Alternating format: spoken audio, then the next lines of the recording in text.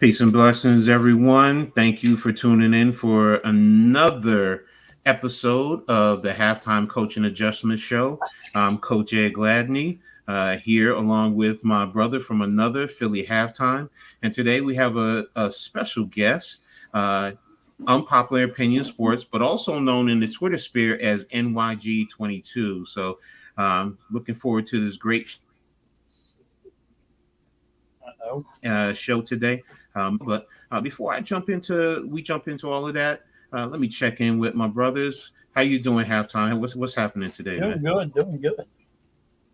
Doing good. All Gonna be a right. long day for me, but I'm doing good. I got a good Yeah, stream today. yeah. You are the man, man. Fourth stream. You just did a morning stream. Now this, the And then baseball I got the game after that. Phillies, and then I got a late night one. Hey, yo, man. Keep doing what you got to do. Build up your program. That's what you all. That's what we all aspire to do. So, Yep. and my other brother, uh, uh, which am I going with? NYG or I'm gonna go NYG today. So, how you doing today, man? I'm good, man. I'm good, man. Glad to be on here with you fellas. You know what I'm saying? Talk sports. That's what we do, man. I love this. It, I love doing this. You know that. So yes, I'm yes, excited. sir. Yes, sir. Well, I appreciate you. It's an honor having you here. We were excited. Me and Halftime talked about, the list of people. So, you were up there You're as you one of see. them. Yes, I feel sir. special. You're right. I was like, you got to go on Unpopular. Yeah, I don't go. You exactly. got to go on Popular. You stream with them all the time.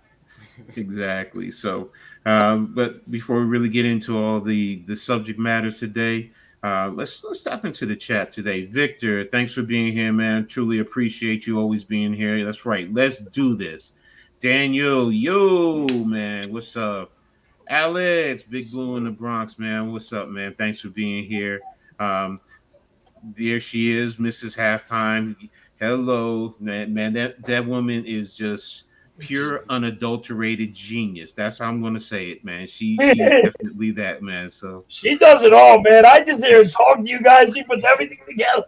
yes, she is literally an executive producer for Halftime, man. So you are definitely lucky there, because me and NY, we know we got to do it by ourselves, man. So Yeah, facts. Well, let me So just tell you, I can barely get on here. Every time I do a stream, I swear mhm. to God, I'm walking in the door, sit my ass down, and I'm streaming live. That's it. Damn. I have no time to do anything. Damn, man, you definitely a busy man. Nick, man, the goat. That's right, man. Yes, he is. So, yeah, it's going good. It's going good, Daniel, man. Thanks for being here. Halftime doing great. 804 subs, light it up. That's right, man. Light it up for everyone, man. Everyone's description is in the Every time, everybody's girl, information is in the description. So make sure you continue to like this episode on Halftime's episode on Coach Ed Gladney's Amazing World of Sports and on Unpopular Opinion Sports. Make sure you give everyone a like. If you're not subscribed, make sure you go to each channel, subscribe, hit the it's notifications so free. you know when you post. Exactly, it's free, man. It helps us immensely. But you continue to see channel, great programming brought to you, and also share on all social media platforms. This way, you can help bring in more people to the channel. So you guys are phenomenal. Every time Philly and I talk, I have time and I talk about it. Afterwards, we're like, man, did you see how many people are in there? Man, Yep. it's just growing in. do y'all want me to It's stream because of you. this Yeah, yeah, to yeah. my Yes, channel? always, Okay. always, always, always. You Always. can definitely do that, man. Stream it to You you, can put man. your channel in chat and all so everybody can check you out. Yeah, exactly, man. Unpopular's awesome. Great guy to Yeah. talk to sports about. Exactly. So we're gonna jump right into that, man, and put you right to the test, and why and why. So, Let's go. um, what's the beginning of NYG 22, aka Unpopular Opinion? I mean, how did you start? This process. How did you come up with the name? That the whole kit and caboodle. How did you get started? Well, I kind of came up with unpopular opinion sports. It's crazy because I was on. I was over there with Big Pat and Lou Mm-hmm. and Joel and Mm-hmm. the Big Blue crew, and I would go up on there, believe it or not, to debate about the quarterback Daniel Jones, and so Yeah. I I was you know, pretty pretty dug in my stance, and so we had a debate, me and Pat, about Daniel Jones, and I thought it went pretty well. Mm-hmm. And people kept saying, "Hey, man, you should start your own channel." I said, Mm-hmm. "Well, I don't.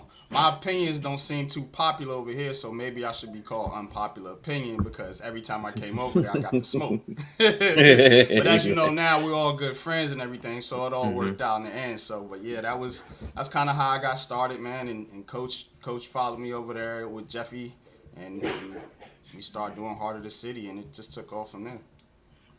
Yeah, man. I mean, it's been. I remember that too, man. You guys definitely going at it, and Hmm. you know, it was a good debate. It really was, and that's the thing. Sometimes, you know, some people take debates personally, and they go too far to another spectrum instead of, you know what? Hmm. Sometimes debates are good, man. There's nothing wrong with Yeah. a good debate. You put two sides, and you let the audience sit down, get the information, and you know what? They may either learn something or they could say, you know what, I'm rocking with this person or I'm rocking with that person. So, you know, and Hmm. that's the thing about it. And you know, that's what you always say. Unpopular. It's an unpopular opinion, but you know, it That's brings right. out another spectrum. So, definitely, Cameron. Thanks for being here, man. Really appreciate you.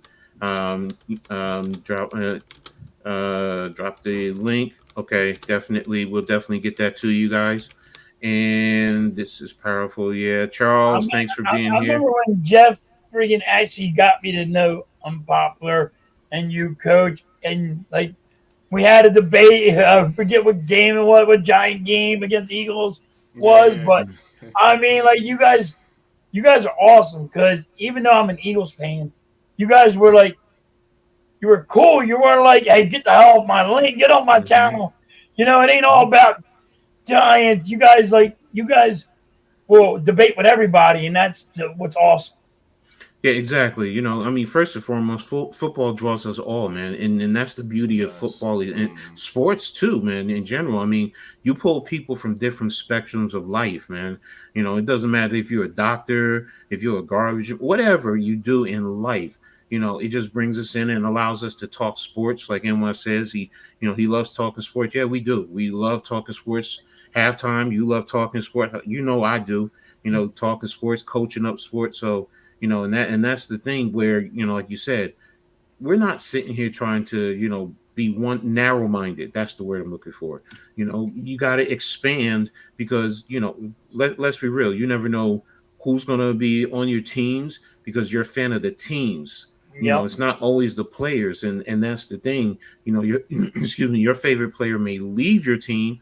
Does that mean you're going to leave your team? There are some that do that, but for the most part, we're fans of the team. So, and you got to be open minded and broad minded because you know that's life in general too. So you know, but um NYG, talk about some of the sports that you definitely cover, you know, like your favorite sports, or whatever sports, you know, that you stream, that you cover, that you're very knowledgeable about. Well, my I say my first love when it comes to sports is basketball. I Mm-hmm. played basketball since I could pick up a basketball. You know what I'm saying? I've been Mm-hmm. playing that sport. Um, I I played in many leagues in New York City, many rec Mm-hmm. leagues. I played at the middle school and high school level, Mm-hmm. and that's really where it stopped with basketball. But I'm always studying the game.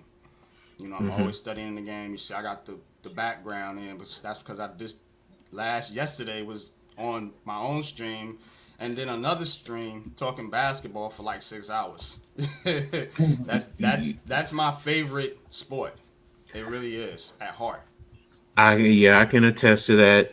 And you right. You were, man. You were late last night. I saw you Hmm. at back there with Breezy. They were on at 2 o'clock in the morning talking Yeah. basketball. Hmm. So Nice. he's right. You know, it is his first love. You know, but he's knowledgeable about more than just basketball. But you know, what other sports Yeah. do you? Absolutely, absolutely. Football. That's next up. I'm just as passionate about football. Obviously. As far as the X's and O's, I learned a lot from Coach. I learned a lot from Pat. You know, and other content creators. You know, and I just I love studying the game. You know, we broke Mm-hmm. down film. I've done draft content, film breakdowns. You know,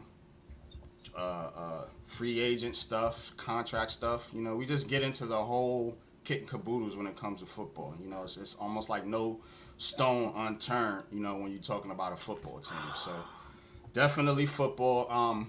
Baseball as well. Big Yankees fan. Love the Yanks.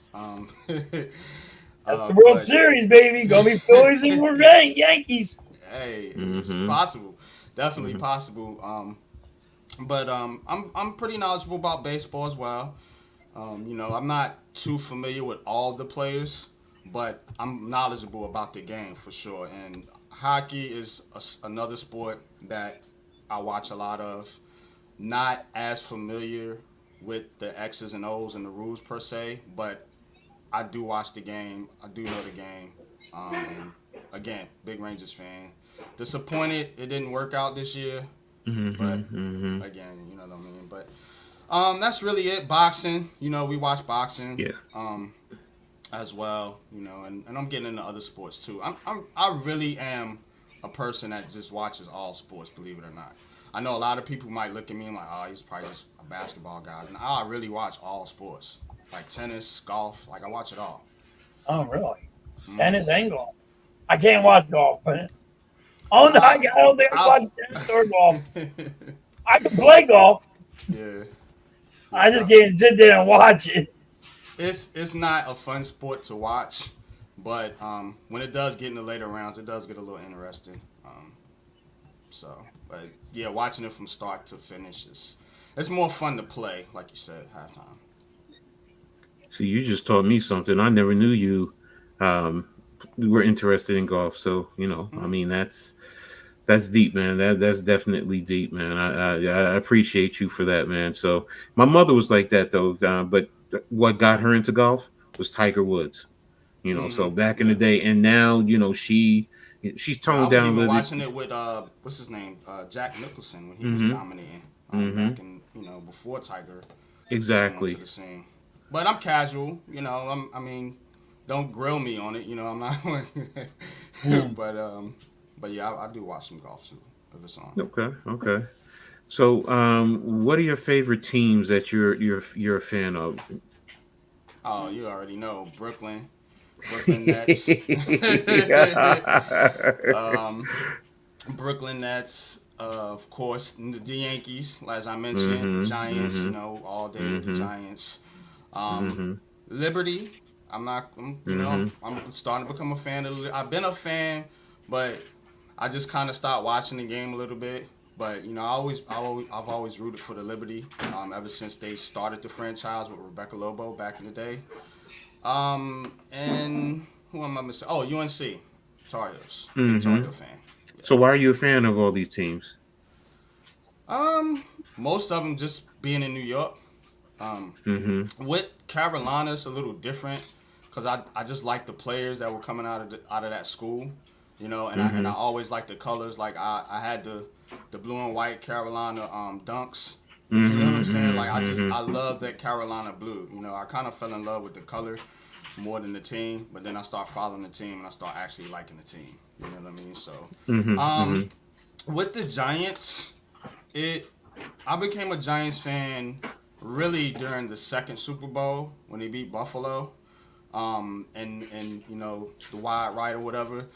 I became a Mm-hmm. fan during that season because I looked at that team and I was like, wow, for this team to lose their starting quarterback and still win a Super Bowl based off of defense, you know. Um, Mm-hmm. a lot of people in New York were Cowboys fans or Jets fans or 49er fans or whoever. You know, I usually watched the teams that were on TV back in the 90s, Mm-hmm. So it was the Mm-hmm. Giants, it was the Yankees, and the Knicks and the Nets, you know. Mm-hmm.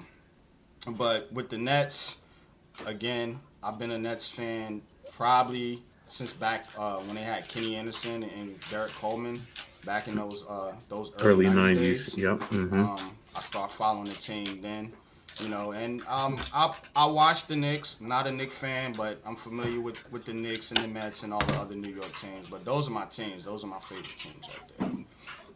All right. That's deep. I mean, I definitely, I Oh, let me know tell that you too. how I became a Rangers fan. The Mm-hmm. Knicks and the Rangers I were was in just the about to finals. ask you that. Well, how did you get a Rangers fan? I love telling this story. So the Knicks and the Rangers were in the finals in 94. 1994. Mm-hmm. And everybody thought, hey, we about to get 2 championships in New York. Because Mm-hmm. at that time, the Knicks were up 3-2 on the Rockets, I think. Mm-hmm. Yep. Yep. And so we were like, all right, we locking it in. Well, we all know what happened. The Knicks couldn't get it done. The Rangers got it done, and they had a parade.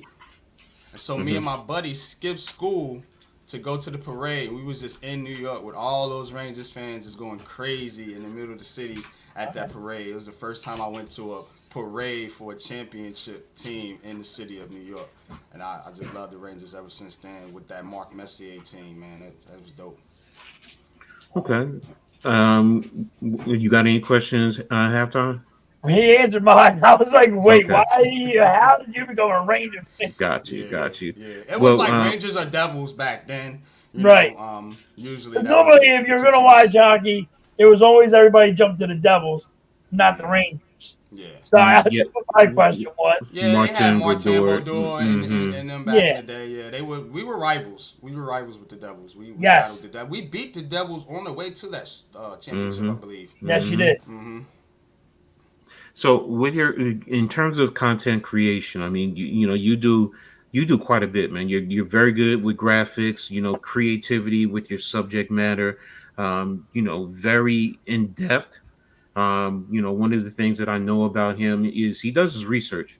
He definitely does his research, and he's big on that. So, ultimately, what is your content creation goals? Um, I want to give people a voice.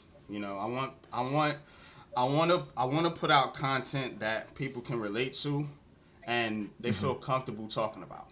You know, Mm-hmm. not to knock other content creators, but I know some content creators aren't as interactive with the chats and with the community. You Mm-hmm. know, Mm-hmm. Mm-hmm. I'm a little different. I'm in a lot of different chats on a lot of different channels. You see me damn near everywhere, man, and it's because I want to create that type of community, that camaraderie. Mm-hmm. You know, Mm-hmm. Mm-hmm. because look, anybody can cut on ESPN. And I was telling somebody this the other day. Anybody can cut on ESPN or listen or listen to a game, but a lot of people are bored by those commentators. You know what I'm Right. saying? They're boring, so they rather cut on us, hear us talk, hear our unpopular opinions and different perspectives on the game, and that's a lot of what I bring. Just a different perspective on the game. Whatever game it may be. But long term goal, we got goals. Me, the Big Blue Crew, as a group, we got long term goals to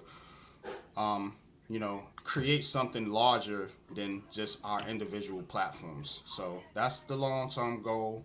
But in the short term, I just want to create camaraderie. I want to give people a voice. I want people to share their unpopular opinions. And we get some Mm-hmm. wild takes on my show. We get some wild Mm-hmm. takes, and I don't curb nobody for it. I don't talk. I might say you crazy, you sound crazy, but I don't kick you off the show. I don't Mm-hmm. I always bring people up and let them talk, even though they sound ridiculous at times. But Mm-hmm. I'll I be want you May. to get He let me on there. I want you to get your unpopular opinion out, because a lot of times fans don't necessarily have a voice, Mm-hmm. Mm-hmm. in the community. So Exactly. I got a question. Go ahead, bro. How did you start YouTube, and why did you start? Like I'm You an old guy. I got start. I got pushed into this. Oh yeah. I actually was on YouTube in a more, how can I put it, a political sense before I came Mm-hmm. into the sports community. So I always been doing YouTube. I've been kind of familiar with YouTube for a while, and Okay. it's crazy because you have social media widely available, and a lot of people, they have their certain platforms that they deal with more than others, and I always like the video aspect of YouTube. As Coach mentioned, I'm very into graphics and videos, things like that. So I always like the video aspect of YouTube, and I like the fact that I can turn my comments off if I don't want to hear nobody's crap. Can't do that on Facebook and Twitter. All right. True, so true. That is so true. So, in terms of advice to others who are looking to start content creation, or even some who are, experienced, what advice you have for them to, in terms of grow their channels and who they are as content creators. Yeah, the biggest thing is just to be yourself. And I know that Hmm. sounds kind of simple, but when you when you're in front of a camera and you're speaking to an audience, you have to be genuine. You know, people don't like people sitting there like reading from a script. You know what I'm saying? Or fumbling trying to find the words to say what they want to say. So it's always just a good idea to just be comfortable, be yourself. A trick is to go into YouTube and record yourself, but don't make it live. That way you get comfortable being in front of the Yes. camera, just talking. You're not talking to yourself. It seems like that, but once you get comfortable speaking to a camera, and then you can go live because now you've had that practice. So that's a trick for anybody that wants to get into to content creating. I'm always available to help people that want to start channels. I have an open door in this community, so Hmm. I mean, definitely, man. But just be yourself. Be yourself, because that's what people want. People want to see you. As I mentioned, if they just want the regular basic stuff, they'll just cut ESPN on or FS1 or whatever and watch them. But they come here to Hmm. watch us because we're Hmm. unique, Hmm. a different Hmm. Hmm. perspective. So yeah, Exactly. just be yourself. So, who is or who are some of your favorite content creators? Ah. Oh, Yeah. somebody got put on the friggin' spot. You got me with that one. I mean, the people I hang around, pretty much the people you see me on the platforms with. Hmm. You guys, of course, Big Pat, Lou, the Big Blue Crew. Hmm. I'm fond of course, big fan Breezy and the Hmm. Brooklyn Nets squad Hmm. over there with Leaf. Hmm. Shout out to Eda Chosen, the Shakedown crew. Hmm. I hang out with those guys sometimes too. So those are some of my favorites. Some more bigger name channels that I watch. Talking Giants, they're good for breakdowns about football. Hmm. And what was the other one? The Big Blue View. That's more of a blog, but I've been Hmm. following them for a minute, man. They be on point with the Giants Okay. Okay. content. Okay. I got two more for you. Well, two more for in terms of you, but if you could, what athletes would you love to meet, or athlete? Mm. To sit down, have dinner, whatever, have a drink, or First one whatever. comes to mind is Lawrence Taylor. That's Mm. the first dude that comes in my mind. When you said that I was like LT, like that, Mm-hmm. like Mm-hmm. just his personality would just be fun. I think just the way he talk, like he's got that kind of that the way he talk is just like yo crazy dog, like he's wild with it. You know what I'm saying? Mm-hmm. So Mm-hmm. Mm-hmm. I would love to meet LT. I would have loved to meet Kobe. R.I.P. Mm-hmm. I would have Mm-hmm. loved to meet Kobe Bryant, my favorite basketball player of all time. Mm-hmm. Um, mm, Hockey. I would have to say Messier, Mark Messier. I would have loved to Mm-hmm. meet Mark Messier. Um, and what am I? Baseball. Baseball. I'm gonna go. I'm gonna go in a different direction. It might seem crazy, but Barry Bonds, man. Mm. I would like to pick Barry Bonds' a brain a little bit about baseball. That's a good one. That's a good one. See, most people, they just brush him off because of Mm-hmm. steroids. Mm-hmm. But first of all, if you go back to his Pittsburgh's days, you saw his potential, and he was groomed. I mean, he was around it with, Willie Mays and his dad. I mean, he's baseball through and through, and the man can hit. I'm sorry, Mm-hmm. you can talk about steroids all you want. Baseball is not always about power. It they when they say that is the hardest thing to do, man, because you can put a big 350-pound dude in front of me. That's easy to do, whether I'm going up against him as a defensive lineman or I'm trying to block him as an offensive lineman. Trying to hit that little white ball with that skinny little bat. Right. Whoo, and the way the balls move up, down, in, out, Mm, yeah. You got Yeah. the breaking and then pitches, the I'm, fastballs. Yeah, it's yeah, tough. But Barry yeah, Bonds, he that was already a great baseball player without steroids. I mm-hmm, mean, he did it. When he did it, it was because he was coming back from being hurt so much, mm-hmm, and he had to build that muscle back up. But mm-hmm, you mm-hmm. don't get time off from baseball. Yeah, So yeah, he needed that, and that's all it was. It was a steroid to help to build the muscle back up. But mm-hmm, mm-hmm, it is what it is in baseball. I mean, come on. mm-hmm. You're not allowed to gamble in baseball back in the day, but now you are.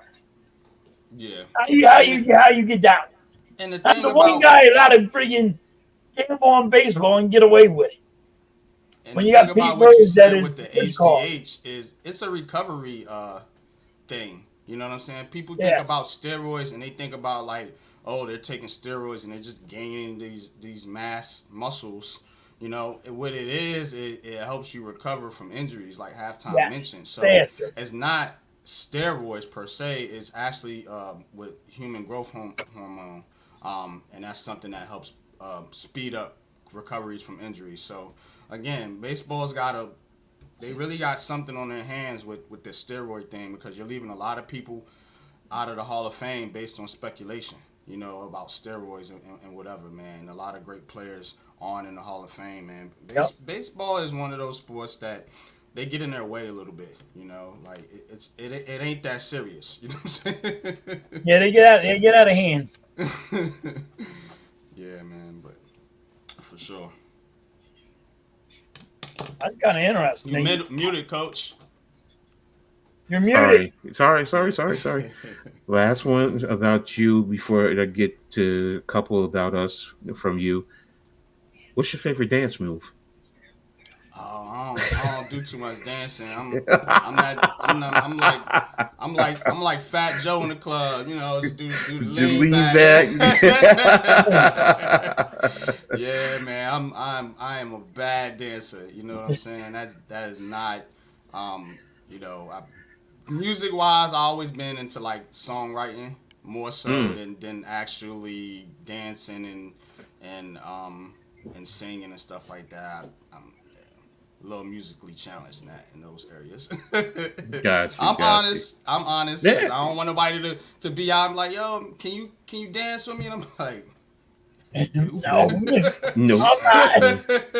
No. I slow dance with a girl, but that's Yeah. Yeah. I can slow down, but that's about it. yeah, that's it. The easy stuff. No, I got you. All right. Now, what are your thoughts on the half coach? Oh, you went out there for a minute. Oh, sorry about. What's your thoughts on this show? I mean, you've seen it. I think you've seen every last one. So Yeah, I watch you guys all the time. You know that. hmm It's great, man. It's a great thing to, again, like I said, creativity, bringing different things to the community. To be able to hmm open up your platform to all sports fans is important. Because a lot of people do niche content, and what that is just they just cover a particular team or just cover a particular sport. And with a platform like this that's so wide open to various topics, it allows for people of all cultures, races, sports, and everything to come in and be a part of the show. It's excellent, man. I love the idea. you got any advice that we need to do to maybe tweak it, maybe to make it better? Nah, just stay consistent. All right, there you Yep, go. just keep doing There it. you go. There It'll you grow. go. So, and now I know I've gotten lax with the chat, so I'm going to get caught up. Jose, thanks for being here. Brandon Marshall has been activated. We'll play left field batting seventh. Yep. Okay. Have Mitch. Thanks for being Mitch, here, Mitch. salute. Good luck on. Have a great stream yourself. That man is. That's so. Those you don't know, in our pick and roll podcast, we actually call him the point guard of the Hardcore Sports Network because this dude does a whole lot. He really does, He and really He does. probably got the stature of a point guard too. I've never met Mitch, but it looked like if he was playing basketball, he would be my point guard. It's just the way he looks. He'll be a little He's he's a like a little Muggsy guy. Bow. Think of He's a Muggsy little Bow. dude. Think of Muggsy Bow because he says that I'm 5'5", and but yeah, he says he could shoot. So but yeah, He the look point like is he looks like that type dude. I got to meet Mitch, and when he say he's 5'5", he's all 5'5". He's no bigger. Dude, but he's a good guy. He's a good guy. I got to exactly. meet him. That was pretty cool. Just like you talk about being open, that's his thing too. He's very open and inviting, and he's always looking to help everyone grow. So, Nick Curley, yes, subscribe. I know I put it in the chat. I messed it up first. I also put your Twitter info in there. Coach, man, thanks for being here from East Coast Gridiron, man. Good dude, Good, Coach good, Dante. good. Definitely knows football. You can always check him out to see. He's like me, X's and O's, and I can't wait till he and I get to do a stream together. Drop the subscribe on both my YouTube. Okay, there you go. Thank you. Appreciate you. So, good afternoon. Yeah, there we go. And also here it is. Here's his Twitter. So I have that in there. What's good? What's up, Sixers fan? Unpopular Opinion or NYG22. Real simple. So, cool. What's up, brother? Good luck to your man. I mean, congrats to your Mavs last night, man. That's an interesting mix of teams. Well, I think he's down in that area. That's why. So, I have a reason. Okay. Yeah, there you go. I'm a Texas Rangers fan. Yeah, you got your chip. It definitely was. So, yo, Newbie, what do you think the Nets need to do in the off season? Hey, there you go. Oh yeah, I got a whole spill on that. We've been talking about that a lot. Okay, we're gonna get to the NBA in a little bit, so we'll save that for that segment. Rav El Capitan Rafael El Pucho, what's up? I was your 209 sub. There you go. Let's say help grow the channel. My opinions are never popular, but I've been right. Coach, I wasn't right, but I have an unpopular opinion, but I was right. So yeah. So presentation in school. Okay. Leaf Pop. Leaf. Thanks for being here, man. Thanks for being here. Love that you guys give us normal guys a way to talk. Yeah, exactly. Hey, look, think about it. You say you're normal. We're normal. We're all normal. We're no different than anyone else. Working 9 to 5 or whatever. Yeah, I talk to halftime all the time. One day we're gonna meet up and we're just gonna be able to sit down and pop a beer and just drink and shoot the. Excuse me. No, screw that. We're gonna shoot the shit. You're allowed to curse around here because I can't stop. It's a habit. It's a habit. So I'm trying not to because I get bad with it. Yeah, there you go. Leave. I'm a construction guy. I got a foul mouth. I can't help it. Look at that. If halftime could have dinner with anyone, it would 100% be Nick Batum. No, it wouldn't. Yeah, I know. I'd be like, yo, here's your papers. Get off my team. What's good with you, Mac? What's up, Mac? What's up? Star Wars 99. Thanks for being here. Yeah, we got that. Coles, man, brother. Thanks for being here. What's up?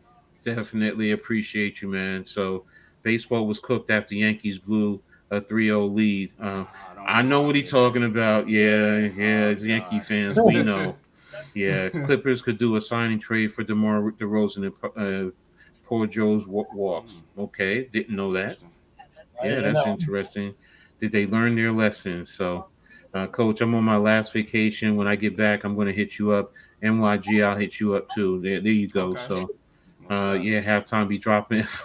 Yeah, he does. Yes, he does. I do. I'm not gonna lie. I do. No, I can be. Look, I'm a coach, man. What do you think, man? You don't Yeah, think I? coaches Hey, curse. Coaches have to curse. Like if you're a coach and you're not cursing, like I'm not buying Mm, into your I shit don't know. for real. There's some coach. I'm going to be honest with you. My college coach did not curse. He did not curse, man. If he Oh got mad wow. at you, here's his biggest thing. Jiminy Cricket, what is going on out Oh, there, so he's guys? one of those. Okay, Yes, yeah, cursing yes, but not cursing. Yeah. exactly. Yes, yes, when I yes. used to So, play basketball, they were like, "Yo, but this coach does not curse.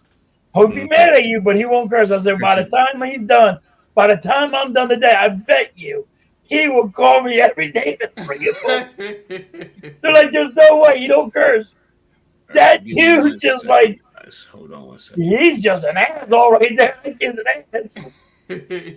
Yeah, So you. so Yeah, usually like but coaches that curse, they have a reason behind the madness, so to speak, man. So yeah, but I never you took gotta it get your point personal. Yeah, across.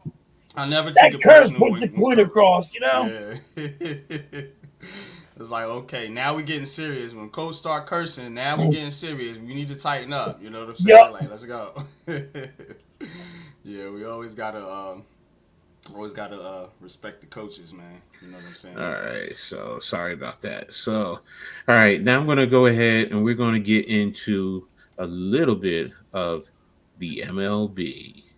All right, so while we're going, because we all know, especially you two, you definitely know a lot about the MLB, and I'm going to talk about a series from last weekend. And I got to start with us Yankees versus the Dodgers, man. That was brutal. That Oh, I mean, we lost. It was a 2-1 in favor of the Dodgers, and Yeah. the Dodgers definitely took it to the Yankees. One of the things, though, I have to say, I think it showed to me how impactful and important Juan Soto is to the offense. He changes without him. Yes, you can talk about Aaron Judge, Juan Carlo, and everyone else, but Soto changes everything because as soon as he came back, the Yankees get back on their roll. But NY, go ahead, talk about your thoughts about that series against the Dodgers last week.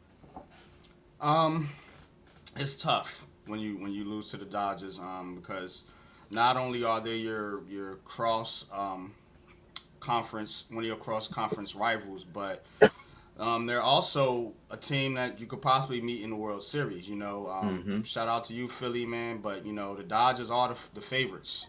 yup. I think over there in the NL.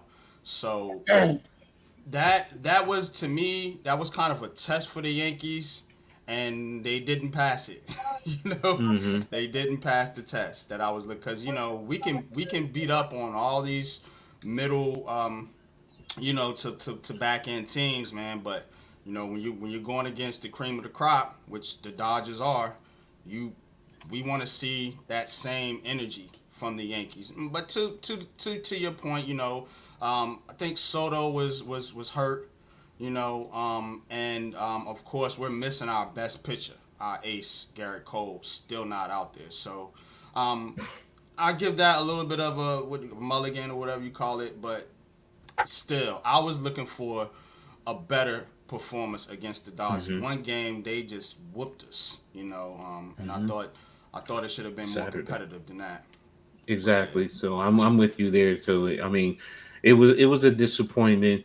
That to me was almost as hurtful as going up against the dreaded Red Sox, and losing to them. And the reason why I say that, because I'm also lost. looking at the history, because the Dodgers Brooklyn, and it was always the Dodgers and the Yankees back then, in terms of the Hmm. World Series, so on and so forth. So um, it definitely was very disheartening. But again, I also didn't let it get me too far, because I have to Yeah. respect the Dodgers for what they are. I also looked at the fact, look, we didn't have Soto. We also didn't have our number one ace. And that's the thing about so far with the Yankees. We haven't had our number one ace. And and he's doing his thing right now down in the minors, and hopefully he'll be back very soon. But for the Yankees to be in tops in the league, And the Dodgers came in ready to play because they wanted them to they wanted to say, hey, we're a top team and we're going to come to New York, and what better stage to play? So, yeah, I'm with you in reference to that. Halftime, you guys went up against the Mets that last weekend, man, and I know it was Yeah, you had your rant. So go ahead, man, take the floor. the London game really hurt the Phillies. Mm-hmm. I mean, we played the Mets, but we had to go again. We had to go to Colorado. Then we Mm-hmm. had to go to London to play the Mets. Like, dude, like Why y'all playing the Mets in London? That's crazy. it was just stupid. It drove me crazy. I'm like, so we lost one game, but we won one game and lost one game, and Mm-hmm. it was really bad. But then we had to go to Boston and Mm-hmm. play the Red Sox, and then the Red Sox beat us. And Mm-hmm. we won one game and they won two. And now here we are. We got to go to Baltimore and play them. Yeah, that's It's a a tough brutal week, team. man. Yeah. So we have been bounced from Colorado to London to Boston to now we're down here to Baltimore. Like, and people are like, well, why are the Phillies the way they are right now? Because you're getting freaking ping ponged around like no tomorrow.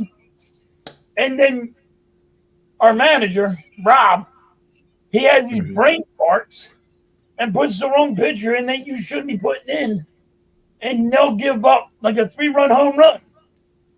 So Mm-hmm. Mm-hmm. Mm-hmm. I've been ranting about this for like the whole week. This London thing really did damage, and I haven't heard nobody saying this about the Phillies about it. But this London really hurt the Phillies. I mean, And that, we beat Baltimore last night, but that took 11 innings. I yeah, mean, come on, man! With an hour and a half rain delay. damn. Yeah, I mean that's brutal. I mean, yeah, that was a rough week because yeah, like for the Yankees, taking three or four from the Royals and already starting with the Red Sox, with the win last night. So, at least we're rebounding. Yeah, that's tough for you guys there. Now, this question from Nick. I'm not as deeply familiar with Ranger Suarez. I just heard some decent things about him, so I take Halftime's word that he's a very good ball player. So, what about you, NYG? Do you know anything about him? No. Okay. So, sorry, we don't know anything really about him. Um, but let me see what else is. Or they're saying Rangers weren't at home for weeks at the end of last year, and then the postseason. Oh, okay. Okay. Nothing. Okay, thank you. All right. So, hold on one second. The next question I have for you guys is in terms of the standings so far. Let me pull up the standings. Just so we go over that in the American League, the Yankees are looks like they're leading the whole conference. They're 50-22. You have the Guardians leading the Central at 44-23. The Mariners at 41-31. Now the Orioles are right behind the Yankees. They're 45-24. The Royals have the number two wild card at 40-31, and the Twins are at 32. Now the Red Sox are right behind them at 35-35. Pretty much everyone after that is under 500. So, and then when I look at the National League. The Phillies are at 47-22. In the East, the Dodgers are at 43-28. The Brewers are at 40-29, and the Braves have the first wild card at 37-30. The Pirates are at 37-36. The Cardinals are at 34-34. And then the Reds are right behind them at 34-35. And then again, everyone else is under 500. I mean, what are your takes in reference to that? The standings and the overall play in baseball, from what the standings are telling you. What is the games back from for the Orioles and the Yankees? Overall, How many in games? the How many games back? division, in the division, the Orioles are 3.5 behind the Yankees. Mhm. I mean, if we look at all the other divisions too, that's a good But one. we're gonna help you out with them because we're gonna beat them again. Yeah. That'd be great. That'd So be that's great, gonna help Chris. you. That's gonna Let's help do you. that. We're gonna do that Exactly. for you. All right, we're doing that tonight, and we gotta play them Sunday, so we'll do that for you. Hopefully, we can Yeah, bring the brooms out. Yeah, that'd be we need it excellent. because every other division, the lead between the first and the second It's is a at bigger least gap. six Hmm. games, and the Yankees are at 3.5. So, and that could be a 4 game series right there. Yeah. So, but overall, I mean, with the whole aspect of the league, I mean, number one, uh, to me, it just seems like it's top heavy because with all the other teams, literally, yeah, they're fighting for the wild card, and it's still early, but they're heavily under at 500 or under when you get to that third wild card spot in both division. I mean, both conferences. I mean, to me, that's I would have expected that some teams to really start to separate. Now, is that a product of parity, or is that really like I'm saying that certain teams are just they're far superior than everyone else, and they're just building that big of a league? I think What do you think about that? the baseball wild card. I think is one of the most dangerous teams to play. Mm-hmm. If you compare it to other sports, man, because you get in that baseball wild card, funky things happen. Strange things happen, man. These wild card teams, they have just as much of a shot as the top end teams. But to your point, during the regular season, baseball is such a long season. It's just about attrition, pretty much. You're just trying to get through the season halfway healthy. So the teams that are healthy now might not be healthy going into the postseason. That's why those wild card teams are so dangerous because those teams might be the ones starting to hit their stride later in the season. So just because the standards look a little top heavy right now, things can always fluctuate, and a lot of teams Mm-hmm. back their way into the playoffs because they're hurt, injured, or the season has just took its toll on those teams. So I wouldn't necessarily say it's Mm-hmm. that big of a difference in talent. Is just some teams get off the faster starts, and I've seen this with as a Yankees fan. Sometimes us getting off the fast starts and then falling down the stretch, or sometimes us not getting off to such a fast start and then we start to hit our stride going into the postseason. So baseball is one of those sports I do feel like it's a little more up in the air as far as who wins every year. What about you, halftime? In terms of how I the gotta, teams are I set up. gotta, I gotta agree with Unpopular. It's because there's so many games, and it's every day. How many Mm-hmm. people are going to get hurt? Who's going to be healthy at the end? And that's what it is. You got like Phillies have four guys that are hurt, major guys that are hurt. You know, Mm-hmm. Mm-hmm. and so it doesn't matter. Like if they get hurt now, but Mm-hmm. when they get back at later on, they should be fine, and that will build it back up. But like Unpopular was just saying, it's so long of a stretch. You'll see people come up. You're like, well, wow, this team was nowhere, and then now they're up there because Mm-hmm. a lot of games, and now they're healthy, or and they're just on stride. Like you can, they can have an 8 game winning streak, and you're like, what the hell? Where they come from? And yeah, so Unpopular's right on the money with this. So, what about Curtis Joseph's argument? First of all, hello, Curtis. Thanks for being here. But the wild card gives teams false hope. Do you agree with that? Nah, I don't. No, not because it's 7 games or 6 games. It's Well, the first one, The because first it wild card is I think a 3 game series, yeah, oh, it's a three 3 game games, and series. and then then Okay. the then it goes next to five round or is something. I think yeah 5, and then it goes to 7. But nah, man, we see wild card teams come out into the World Series all the time. See, I and don't. Art was talking about it too. Here it is. They lost the division title at the end of last season and had to go to Tampa Bay to play in the wild card round, and Yep. they ended up winning the World Series. So, Hmm. oh, he's saying the third wild card gives it false hope. So, I mean, Oh, but I see again, what you're saying. That back end team, the third one, because it is three spots now. I forgot. yeah. Well, yeah, it's rougher for them to do it, but yeah. But I It's mean, still not anything impossible. can happen. Yeah. Hmm. Injuries happen, and that's why it. That's why I got Hey, love baseball, hey, you could man. be playing a great game, and just one pitch changes the whole dynamic. So, I get it. I understand the perception, but you still have to play the game, and you play. The old Herm Edwards saying, "You play to win the game," and anything can happen at any given time. So, when I And get you it. know what wins in the playoffs? Pitching and defense. It's Hmm. so genuine in every sport that I talk about. It always comes back to the same thing. Your offense gets you there, your defense wins it for you. And pitching in Defense wins baseball the is part of championship. defense. Yep.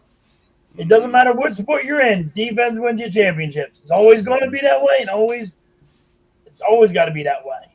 I mean, Curtis, I get you in terms of the Mets. I mean, to be honest with you, I mean, I don't think anyone is counting on the Mets to climb out. And sorry to Oh, any the Mets Mets are fans. done. They like The Yeah, Mets, 14 the and a Mets half will be games the worst team behind. in baseball. Yeah, they yeah, I'm finished, looking man. at the Mets now. They're 6 games on. They're 15 and a Mets are half behind a the Phillies. frustrating team, man. I watched a couple Mets games here recently, man, and it's like, man, they'll be winning and just you'll look up and the game's tied or they're down. I'm like, golly, and I mean they'll be beating the crap out of teams and they'll just cough it up. Yep. It's bad. Hmm. So unpopular. I got a question for you about baseball. Since we're talking about baseball, do Mhm. you like small ball or do you like the way that they're just trying to go for home runs now? Oh man, I like the pitching and the base stealing, like the fundamental aspect of So it. I you think like the the better small ball I think the area where better teams are more look at the Yankees. Volpe. yes, Volpe being the leadoff hitter it's really been just as impactful as Soto, to be honest with you. You know what I'm Hmm. saying? Because of his ability to steal bases and get those extra base hits because of speed. That again, that's how you win baseball. If you're on first, and that you have somebody that can steal second and instantly put you in scoring position, that's Hmm. so much valuable. You know what I'm saying? The distance, it's just common sense. It's shorter from second to home than from first to home. So Hmm. yeah. you know what I'm saying? And so I like that style of baseball. The home runs are fun, but it's just like football, basketball with the splash plays.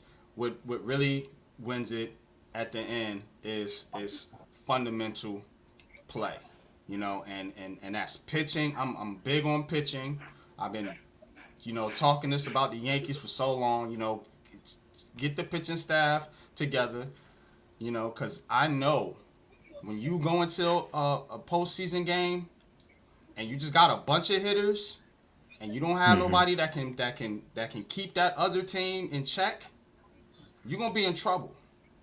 So to Yep. halftime's point, I prefer the older style of baseball where it's more about stealing runs, bunting, those timely hits and timely pitching. Then it's long ball stuff. Pause. I'm glad you said that. See, I'm more of I like the even balance between the home run and the small ball. Earlier this year, even though he didn't bunt, I was watching, and Soto even just gave the impression that he was going to bunt. And I'm saying he's a power hitter. Why is he, because you naturally think power hitters don't bunt. But I mean, I grew up with Dave Winfield where there were times Dave Winfield would do it, and you would have a guy like Ricky Henderson or Willie Randolph Yeah. on base. And, Remember they're Wade because the Boggs? base runner will also force the pitcher to throw a bad pitch, which a good hitter can take it out of the ballpark, and vice versa. The pitcher will focus too much on the plate where Yeah. the base runner can go from first to second. And I used to love Ricky Henderson when he was stealing bases, man. There was nothing better than seeing him on the bases and then going to steal and pit and catch, rushing to try to get the ball down there, and next thing you know he's on third base because you overthrew the second base cover. So But I'm looking. I appreciate what you were saying. I just like an even balance. So, yeah. And, Big Alex says he's looking to go down to the Yankees Phillies in July. So there you go. Okay. Unpopular That's what's should be up. on the show every week. He's got real insight. Yeah, I mean, I'm we unpopular, definitely man. Yeah, they, you know what I'm saying? Some He's people good. don't. He's good. Some people don't feel the same. They like to troll me and stuff, but it's all Tommy, fun. Tommy, we every Yankee fans will agree with you, but Yeah. we just can't. There is no way you can get out of it. So Rangers went through a ton of crap last year. Schwarber not always hits home run now.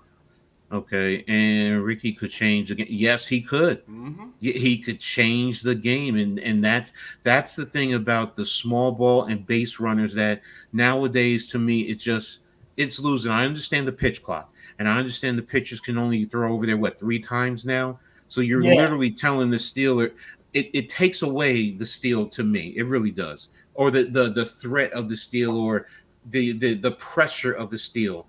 right. Because literally once you throw over there 3 times, the pitcher can't do anything. He just has to throw it to home, and hopefully the catcher can get the ball down there if the hitter doesn't hit the ball. So too many baseballs left to even feel comfortable where teams stand. No, we agree. It's plenty of time, so they can use the money. Yeah, but I think he has another 5 years on his contract. His contract is Yeah. yeah.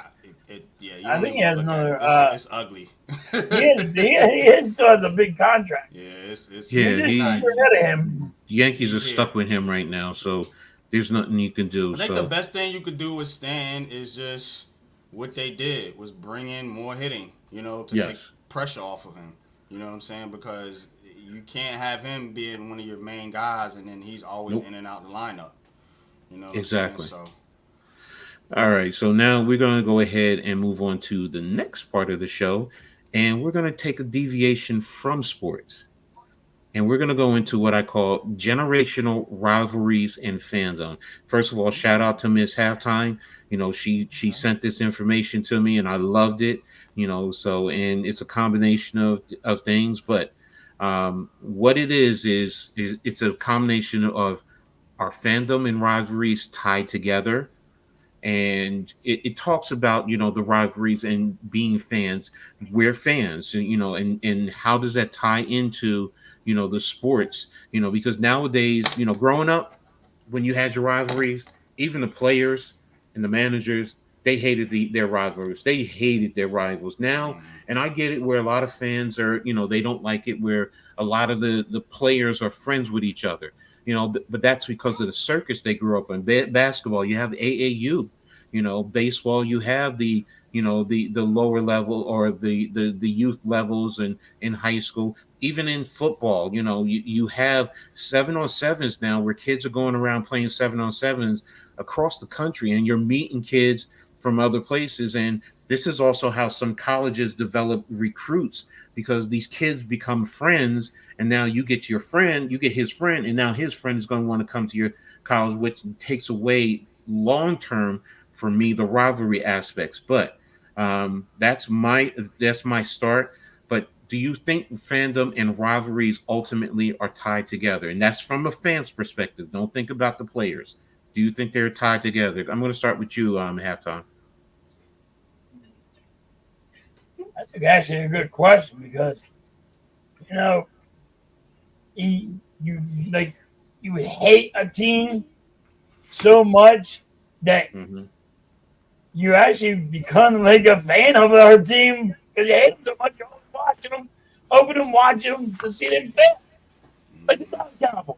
We all hate the Dallas Cowboys. Oh We gosh, want to watch them yes, fail.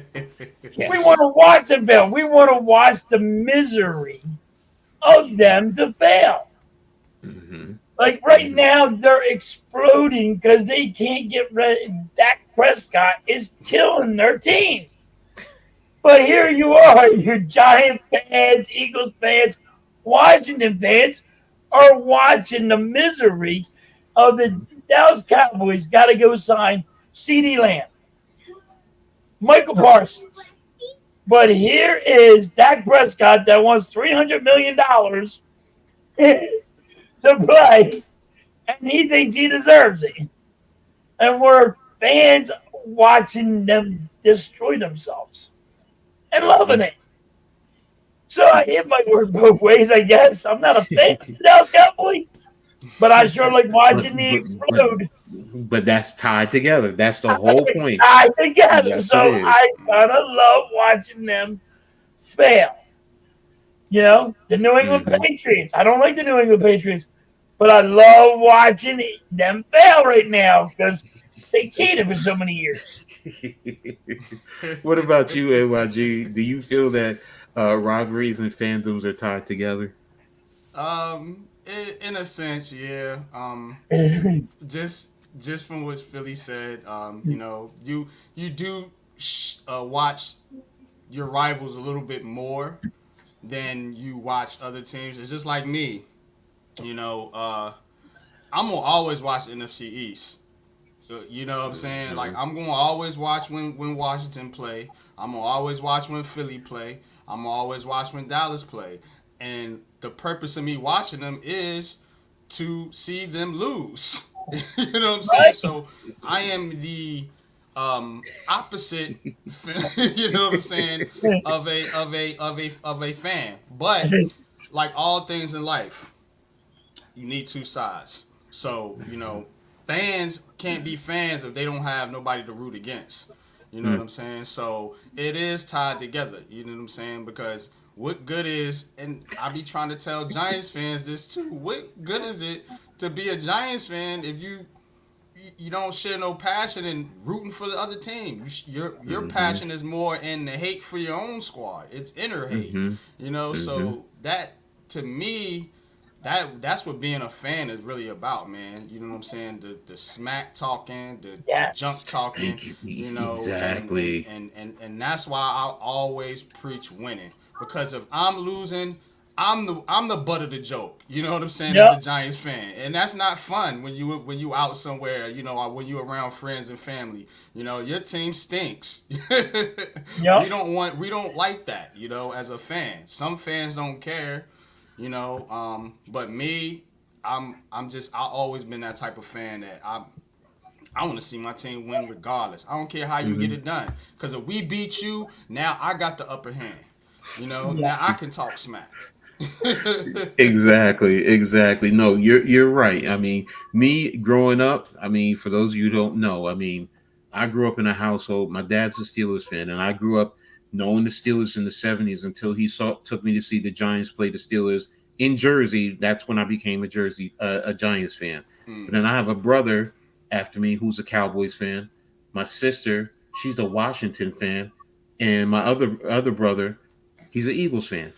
So yes, we live talk. To collide. We Some fist fighting going on in that one. exactly, and rivalries are intertwined as fan. I mean, I'm going to be honest with you right now. I got the WNBA on where I have the Liberty playing the Aces right now, and the Mm. Aces have become the Liberty's rival right now. Mm-hmm. So, and I'm sitting here watching it because the game is just on. So I'm like, okay, I have to see this game. And that's the other thing.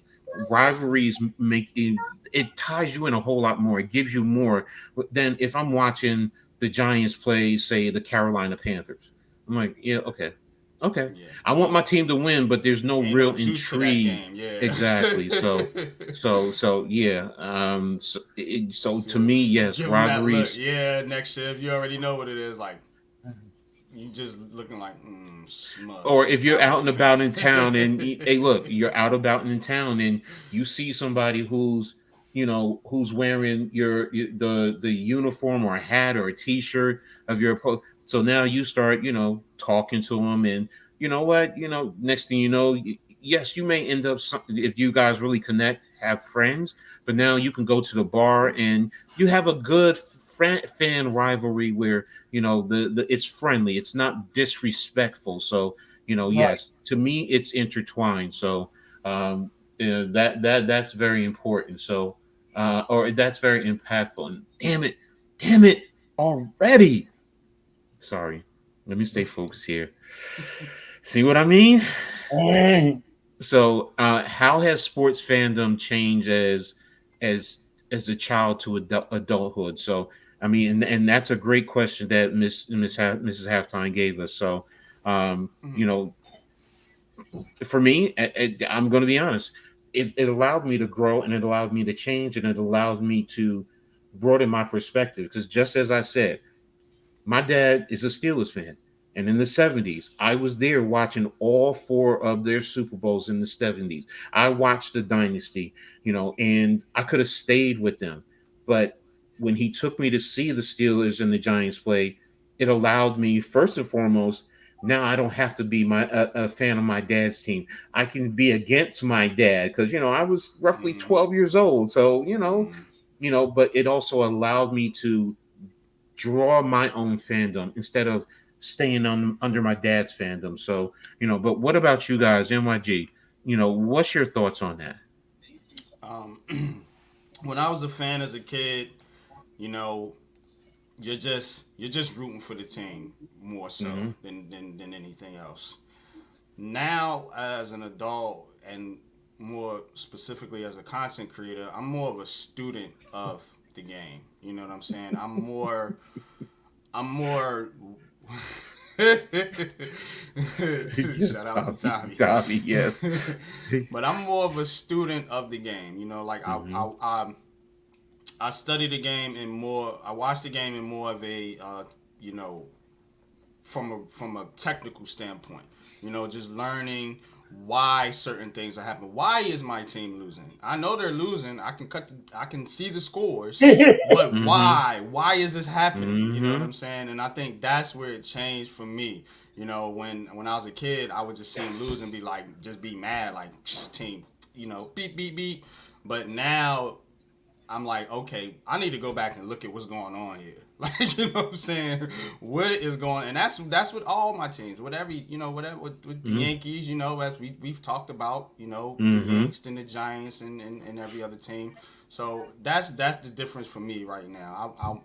I'm more interested in the why other than just throwing my hands up and saying my quarterback stinks. I want a new quarterback. No, no. What's going on here really? What is really going on Uh-huh. here? That's Exactly. how. What about you? What about you, Halftime? Do you, in terms of, as a child to an adulthood, I mean, what type of how has fandom changed for you from a child to an adult? Well, like Unpopular was saying, like he's right on that. It's like when you're a kid and you see watching football, and you're like, if you're winning or losing, if you're losing, and you're like, why is my team losing? If you're winning, you're like, all right. But now when you're an adult, you're like, all right, the general manager's doing this, Mm-hmm. and Mm-hmm. now you're getting bigger into it, and you're like, oh, the money situation. When you're a kid, you didn't care. Like I lost Reggie White, I was upset. But I got my Mm-hmm. goddamn owner at the Garden State racetrack gambling on the whole team. It's like, why why can't you pay for that? You can gamble all you want, but why can't you pay Reggie White over here? What's the problem? You know what I mean? And you didn't really understand what happened. When you're a kid, you're Mm-hmm. just like, Mm-hmm. hey, it is what it is now. Reggie White goes to Green Bay and he says, hey, they're telling me to go over here, which is the money told me to go over here. And because nobody wants to pay me. And like when Mm-hmm. you don't care when you're a kid, but when you get older, you're like, all right, I can't afford this guy on my team. And we're hurting here because of the money situation and the salary caps and all that and all sports.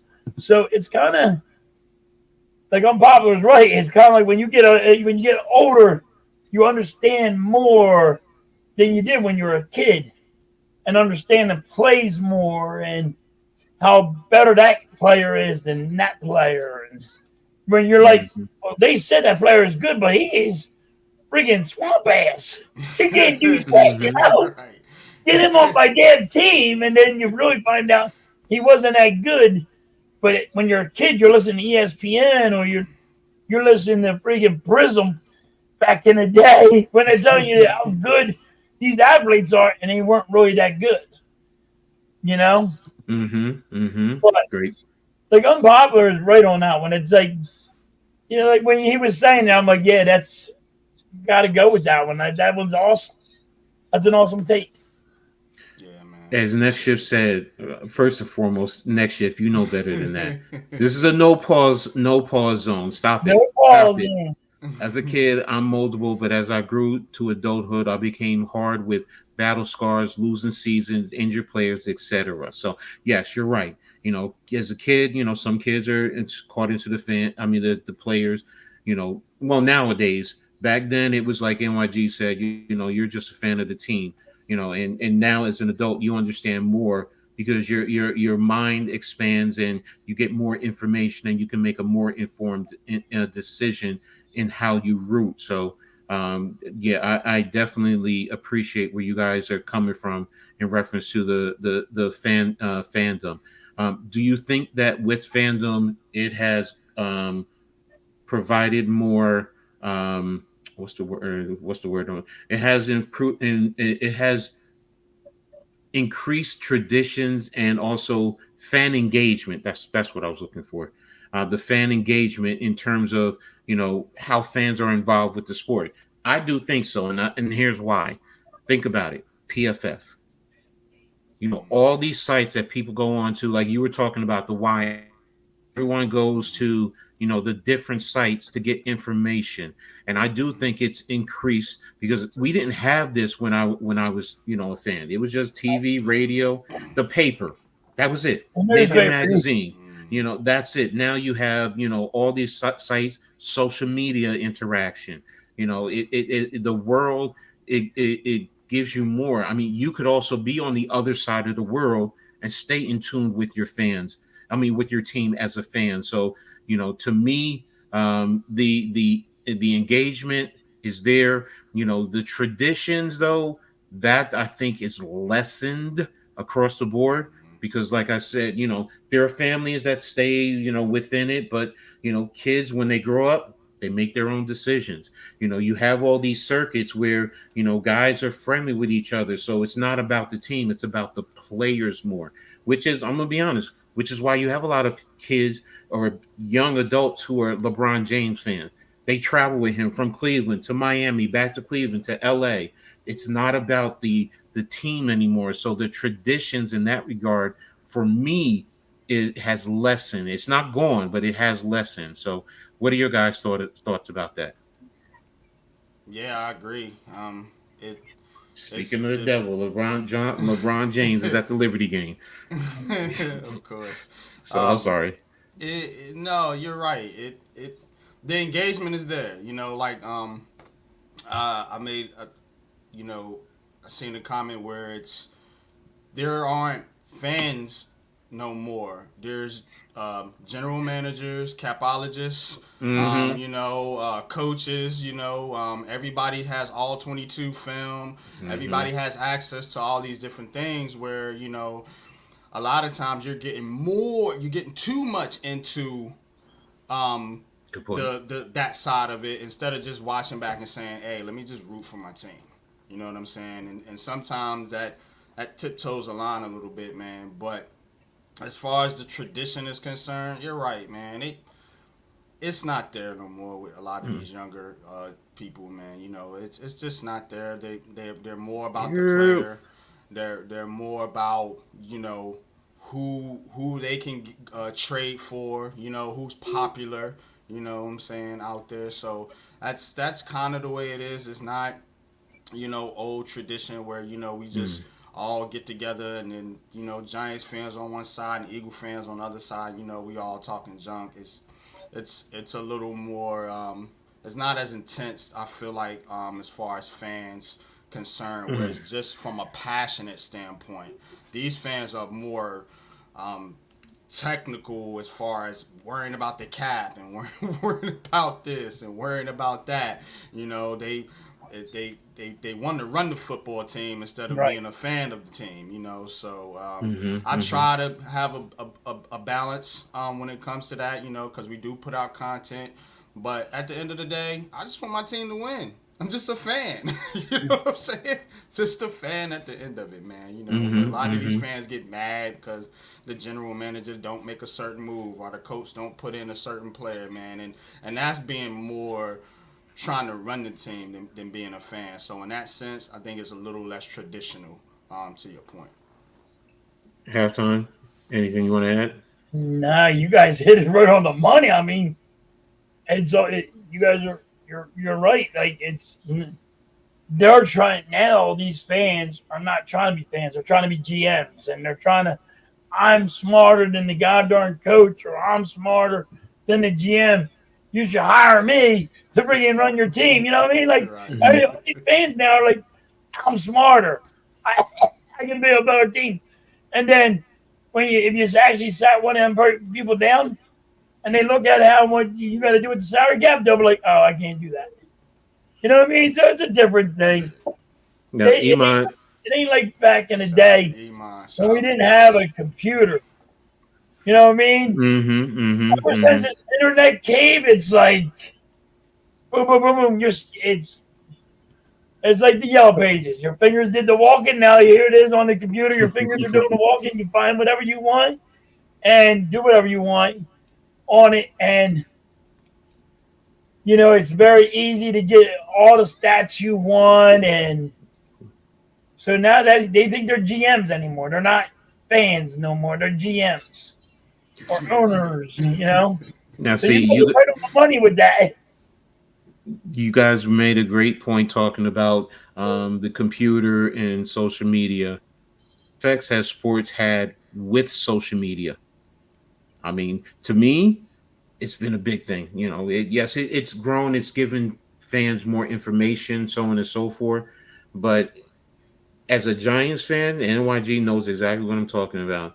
It's created such a level of hatred, not for other teams, but within the Giants fandom. Yeah. And that's the thing that, as a Giants fan, I can speak to that, where you don't look at the rivalries and the impact and so on and so forth. In terms of whatever team, Giants fans were at war with each other. Me as a Knicks fan, I hate the Celtics. I just hate the Celtics. So let me say this, as a Knicks and a Lakers fan, because I was a Lakers fan, a Magic Johnson fan before I was a Knicks fan, but I always hated the Celtics, and no matter who it is. But now I've seen it. Knicks fan, there are some Knicks fans right now just like, oh well, I just want the Celtics to win because I don't like Kyrie Irving because of what he said about the Knicks back in the day. So, and all of this is through social media, because Yeah. now through social media they're using that platform, and I think Tommy said it earlier too. Let me see if I can find his comment. Is it the Yeah, tough screw the guy? Celtics next shift. I'm with you on that. I can't stand the Here it Celtics. is. I hate all Sports fans are opposing different teams. these days. Internet bullying tough guys walk around with their team, but the bottom line is they walk around as tough guys. Where 9 times out of 10, you wouldn't say some of the stuff you're saying to people in their face, man, because you're gonna get your ass kicked, man. Real talk. You're gonna Yeah, get your ass telephone kicked. tough guys. Remember that old saying, telephone tough guys? Mm-hmm. Yeah, Mm-hmm. you got internet Mm-hmm. tough guys. Like Yeah. Mm-hmm. you Yeah, wouldn't you got say that to my Twitter face. gangsters. Yeah. Yeah, you ain't saying that to my Exactly. face if I'm on the Exactly. street. And the thing is to me is, you know the social media aspect has, you know opened that doorway. That's the word. That's the one I'm looking for. They've opened that doorway to that. Where like you said, you have the internet tough guys. You have the Yale geeks or nerds or however you want to classify them. I don't mean to try and disparage or disrespect, but I just want you guys to understand where I'm coming from. The ones who never played the sports, defining everything because of analytics, because of the computer, because they put whatever they're trending in, and then they create the numbers. So, to me, the social media and the internet has had a great impact. Instead of just giving you being informative, it's shaped the way you really think as a fan also. I mean, what's your thoughts on that, Halftime? The internet, I it's great to have the internet, but sometimes it's fucked up. Nobody wants to go do anything no more. They don't Mm-hmm. even want to play sports. I mean, it's like They just rather sit home and hang out and stuff. Since I was a kid, you'd go out, you'd play sports. I played football, I played baseball, you play hockey, you do Mm-hmm. whatever you had to do. And you're always out and you're doing something. Now you can't, they don't want to do a damn thing but sit here and troll somebody on the internet just to But push that button to piss him off so I can see who can piss people off the most. That's all it is anymore. It's weird. I what don't know. about you, NYG? Yeah, it's I get really disturbed when people that play sports come to me with a bunch of numbers. Yes. Because look, when you on the court or on the field or on the rink, analytics don't give you this, what's in here or what's No. in here. That's how you perform on the field or the court or wherever. Mm-hmm. The numbers are just a reflection of your performance. It doesn't tell you what type of player that player is and the impact of that player. And I think a lot of these guys, and I be in chats too, and they always want to go back to numbers. Well, how many touchdowns did he have? He didn't have more Hey now. touchdowns than this guy and this guy and this guy. And it's like, what is that amounting to? All these numbers, what does it add up to? Because I always was told that it's more than one way to skin a cat. Mm-hmm. So it ain't just all about numbers. You can get the job done different ways as long as you can't come to the same result. And that's why I be asking people, that numbers, it looks great, but what is the result? Is that team winning championships? Is that team doing better than other teams because they have this great player that's putting up all these great numbers? Look at the Phoenix Suns with Durant and Booker and Bill. And everybody's like, yay, like, this is what we want here. No, you don't. Because at the end of the day, it's all empty stats. It doesn't matter to nothing. Because when you putting together a team, you have to put a team together that has good chemistry. The first time I seen something like this fail was with the Lakers. Remember, they brought in Karl Malone, Gary Payton, they had Kobe, Shaq, and all these other guys, and they didn't get it done. They lost. So again, all the numbers and the names and stuff look great, but what is the end result? Because you don't just win with a bunch of names. You gotta have good chemistry. Because I have to like you, or at least have some sort of relationship with you. You don't gotta like a player, but you have to have some sort of relationship and understanding with that player in order to make things work. Think about on the basketball court. I'm not even gonna go to football right now. Just think about, and I'm gonna land the plane with this. Think about on the basketball court. All 5 guys have to touch the rock or the basketball. All 5 guys touch the ball. If you have chemistry issues, maybe I'm not going to pass you the ball when you need it. You know what I'm saying? Or maybe I'm forcing my shot, because I don't think that player can score. So again, you have to have trust and believing in each other. And with these analytic people, none of that matters to them. It's all about the stats and the numbers, and that pisses me off, to be honest with you. Yes. Well, Stats never tell the whole story. And that's what I always say. Like, people actually get mad at me because I say about the stats. Good point, Nick. Excellent Yeah. point. And they always get mad at me about the stats. I'm like, stats don't tell the whole story. Nope. Stats too. Nope. If that player is not playing to his potential, I don't care if his stats are saying something totally different. But if you see him not actually playing good, you need to put him on the bench, or you might have to change a player. But that's why I say stats never tell the whole story. And people get mad at me. I mean, they get pissed off at me. Well, Stats people. I can't stand stats. I can't stand that friggin' way. stats are just a small piece of the pie, plain and simple. And that's the whole thing. It's not the whole end all be all. Because if the game is played based off of stats, then I know what the stats are saying and I know what the plays are. Period. I don't care what sport it is. It's just going to say this is what the stats are, this is what they're and this is what they're supposed to do. But as a coach, I do a game plan. I have a game plan. I've done field study. I've looked at statistics.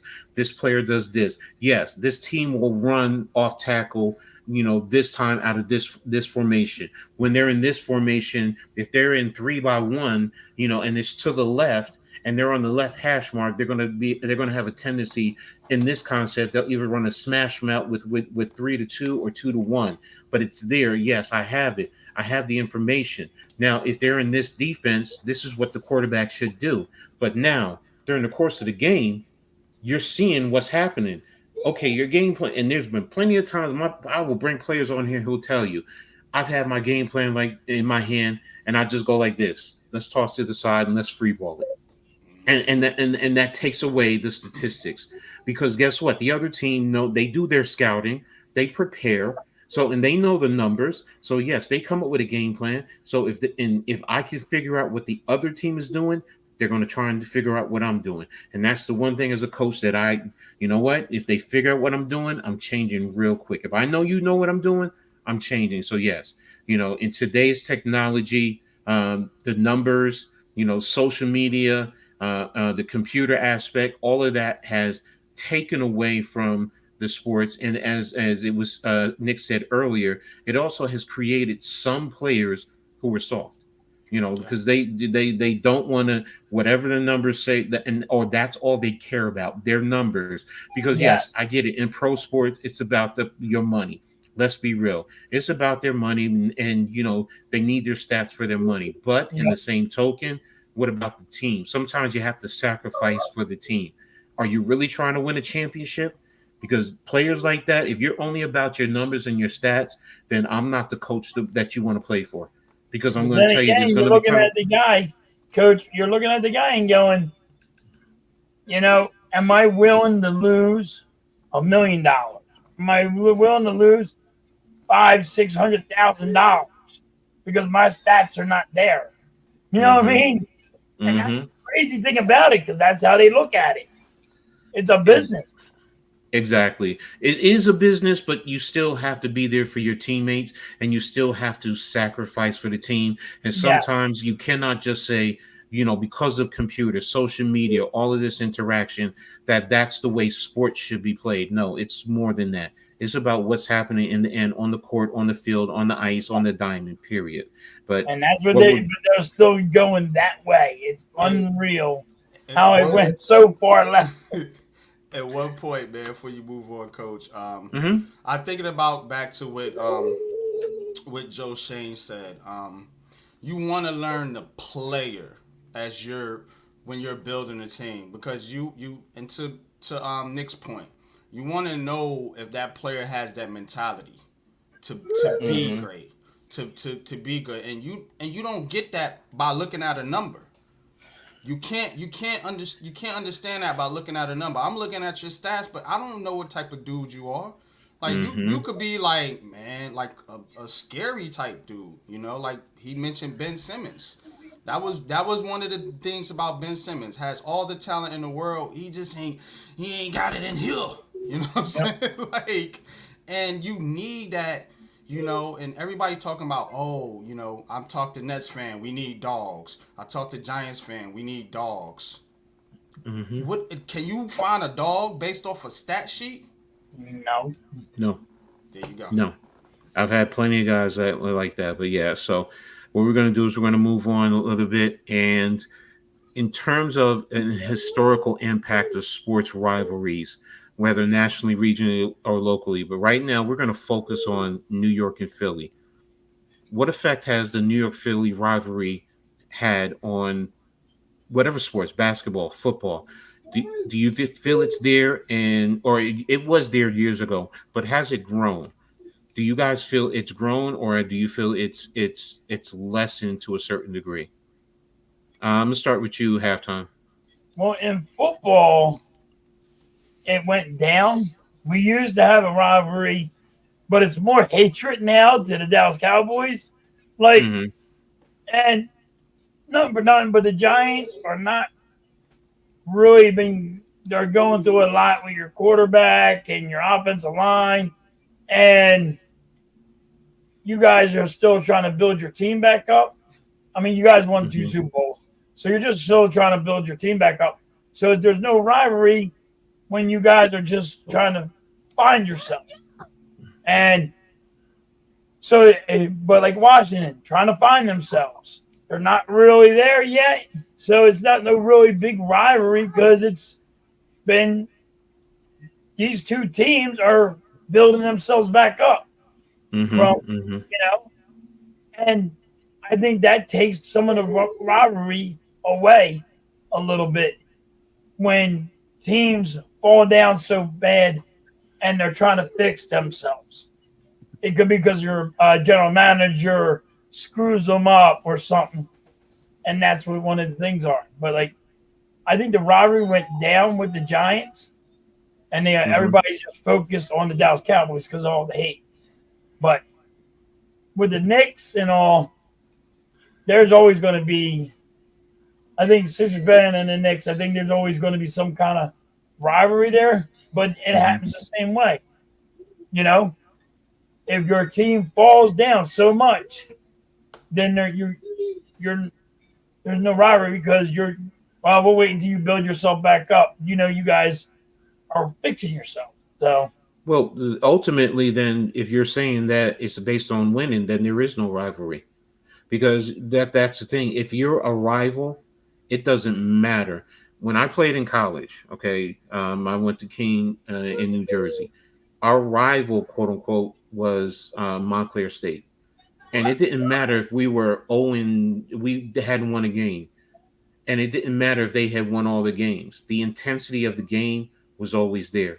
So, and yes, that's I that's can see that's that. what I mean. That's what I mean by in terms of rivalries, and the impact. But For me, rivalries are going to be there, whether you're both good, both bad. One is good, one is bad. So, but what about you, NYG? What's your thoughts? I think you said it right there, Coach. It's the intensity of the matchup. You know what I'm Mm-hmm. saying? We all come on here, Philly, Mitch, y'all, you guys, you're the Philly crew, I call you. You know, we still talk our trash on Mm-hmm. game day. right, We still pop each other's streams. Troll each other a little bit, man. But Mm-hmm. it's still the rivalry's still there. It's just not as intense right. because the Giants are down right now. You know what I'm saying? But I actually think it's starting to creep up a little bit. And it's But starting to creep up now. You yeah, guys did yeah. like this year. I was Oh, super impressed with you guys did in the off season. So, and I Mm-hmm. was super impressed with Washington did. The only people that didn't do nothing was the Dallas Cowboys. So, you know what I mean? Yeah. But that But oh, is that. I think it's going to be a better rivalry this year with the Giants and Washington. I agree. But like Mm-hmm. it's it's not like it was back in the day when you had Reggie White and then you're going against the mm-hmm. Giants and LT's there. You know what I mean? It's clashing the freaking champions. It's not like that anymore. It's more of they back down a little bit, and it's still a rivalry, but not as much.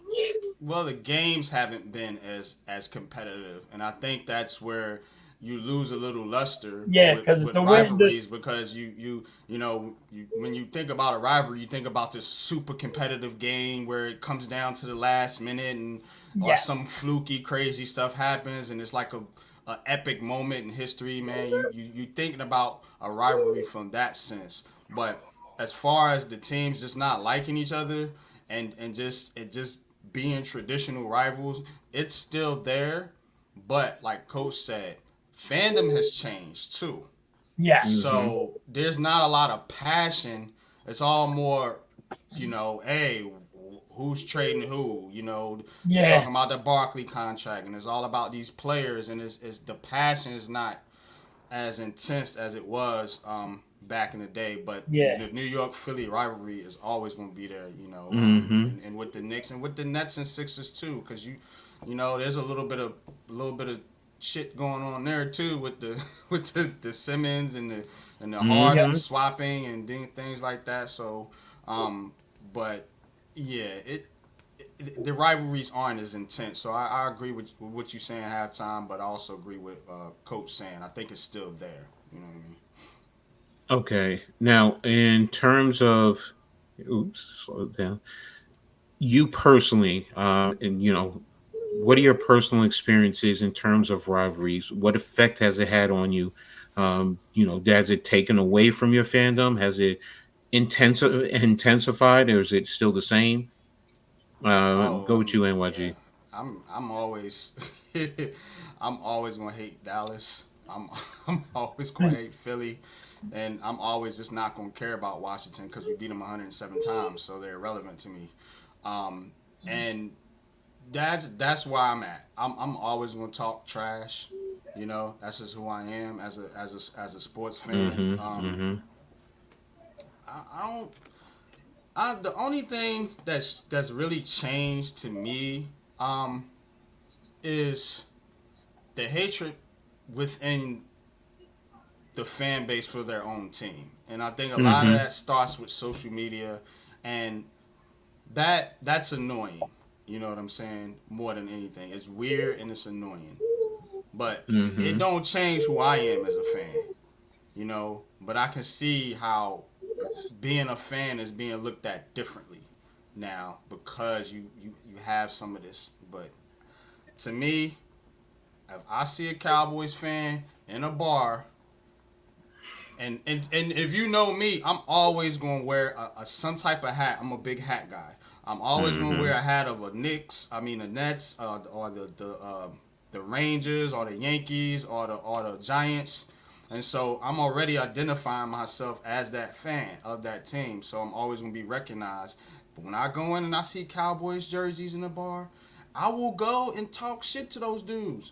That's who I am. It's not gonna I'm, change for I'm me. glad you said Just that. I'm cause glad. just because you didn't beat us before, guess what? I might be here and this might be the game that we whoop the crap out of you, and I'm gonna be the loudest dude in the bar. Go Giant! Everybody's mad. I love it. I love it. But Tommy, one thing I want to say to you, okay? You're talking about the players, and yes, you're right. It's not really a rivalry The with the players are players. different, yeah. With the fans, though, yes, it is. But I'm going to say it's tempered to a certain extent because I grew up in an era where, yeah, just like you said that, NYG, guess what happens? You go out in the alley and you fighting. They ain't doing that nowadays. You're dropping hands.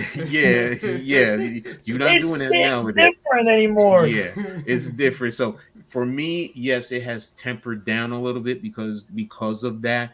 And I've had some good engagements like that, yes. But but it doesn't take away from my fandom because I have my family. So in the end, we can go ahead and talk trash no matter where we are. So that part is always going to be there.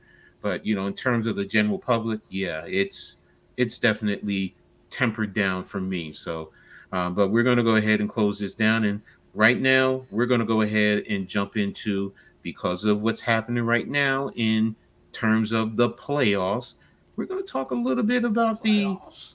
NBA and what's happening right now. I mean, uh, right now with the game outcomes yesterday, yeah, it was last night. That game just totally shocked the hell out of me. I was not expecting that. Now, did some people think Dallas was going to win? Yes. I thought Boston was going to win, but I didn't think Dallas was going to come out and totally, you know, bend them over and y'all get what I'm talking about. They really screwed them. Yeah, they did. So, but NYG, what was your thought about last night's game? Um, yeah, I was talking about it last night too. It to me, it looked like Boston just wanted to try to wrap this up at home, and that's a dangerous.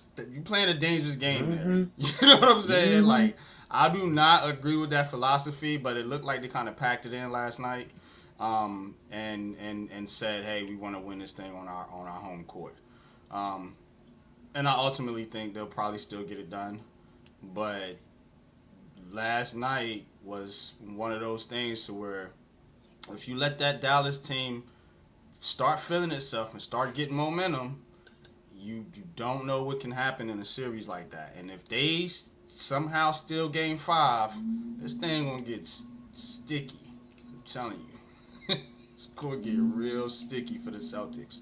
So yeah, I understand it. You want to win on your home court in front of your fans, but I would not let a team like Dallas get any type of Mm-mm, confidence, mm-mm, man. And that's a mm-mm. big confidence boost for them yesterday.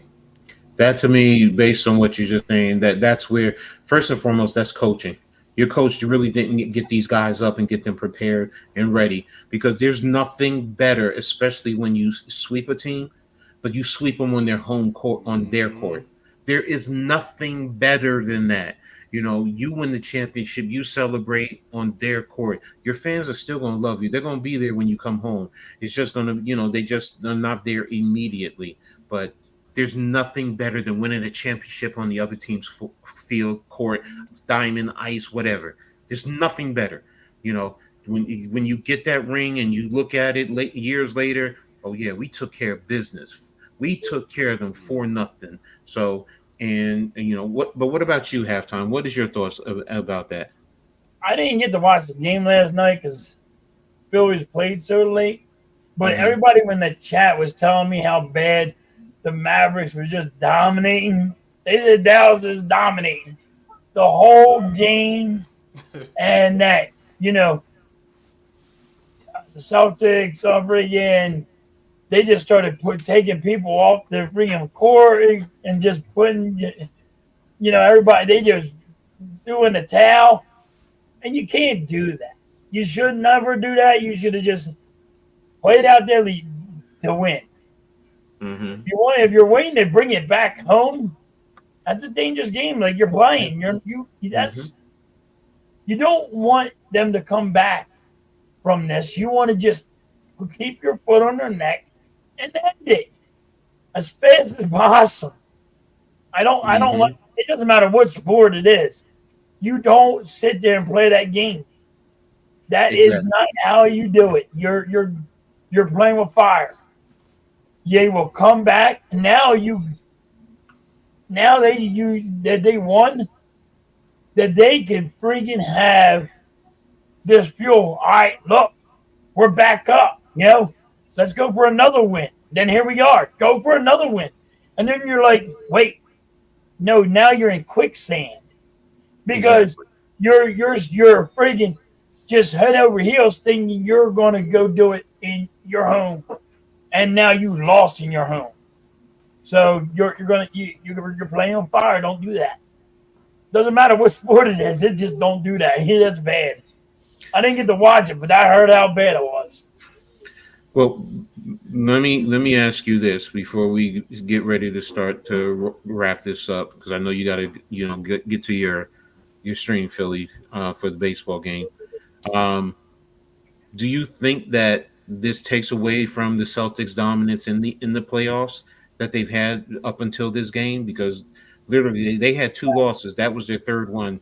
But not going 4-0, does it take away from their dominance? I mean, does it I, open the I door for think it helps Kyrie? Dallas. I think it helps Dallas a, Okay. a lot because it is you're giving them a boost. Listen, you're giving them a boost, and now they're feeling themselves. Their chest is out. They got their Hmm. pumping. They're pumping. They're pumped up. They're like, all right, this is what we're gonna do. We're gonna do it like this, and we're gonna do it like this, and they're feeling themselves. They got a good chance of freaking coming and winning again.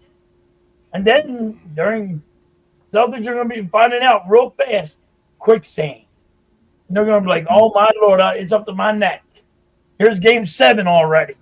And that's as That a would be Yankee great. fan, I NYG would knows love that. knows we know what this is about. That's a bad feeling because then you put the pressure, because to me the pressure is back on Boston now immensely because Yes. if they do not win this game right now at home, you now put because now you're gonna because with the Knicks when they played Indiana NYG, you said it. The Knicks needed to win that game. It was game 5.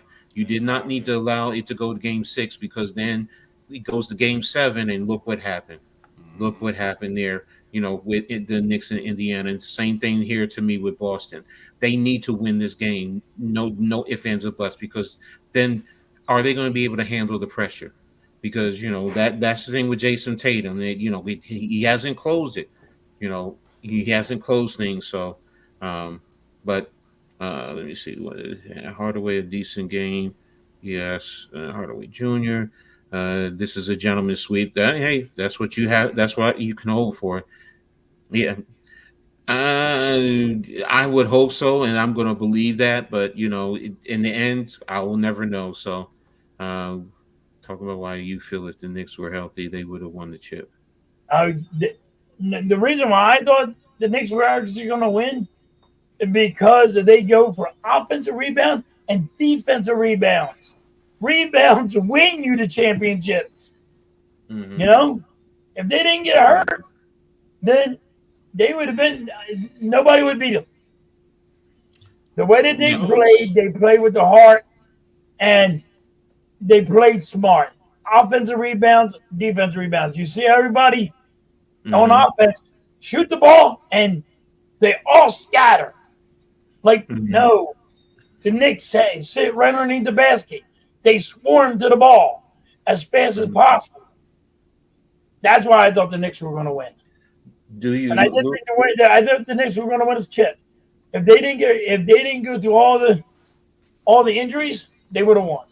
What type of impact do you think that this playoff series has had on Kyrie Irving's legacy? Not let's not talk about the political stuff and all of that. Just the do you think it has tainted a little bit his legacy as a basketball player, because he the first to start the series he hasn't really stepped up and led this team because he's been there before?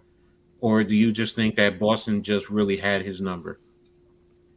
Yeah, I I think it's a think Boston matchup just thing. knows how he plays, and they had his number. They know what he's about. He's all about, Okay. and they know how to defend him.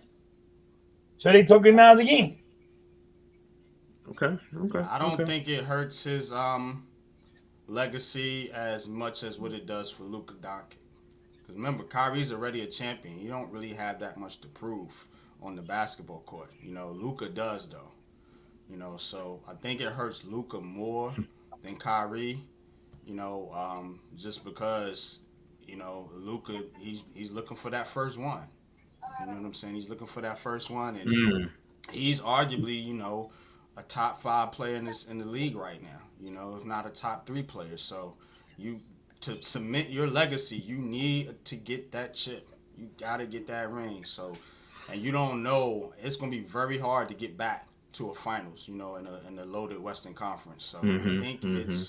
it's more about Luka than it is about Kyrie. Okay.